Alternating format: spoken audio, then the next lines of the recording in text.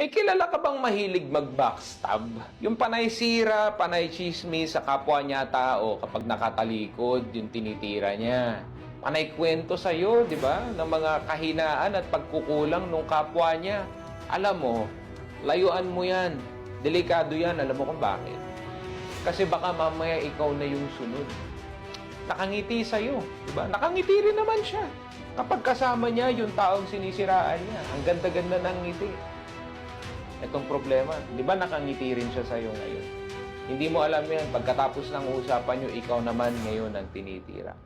Kaya sa inyong mga backstabber, tatandaan nyo, kaya namang idaan ng mga bagay-bagay sa maayos na usapan. Sabihin mo dun sa tao direkta.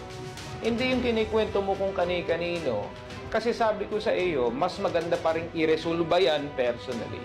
Kasi pag nalaman pa ng kaibigan mo yan sa iba na tinitira mo, mas lalong malaking away yan.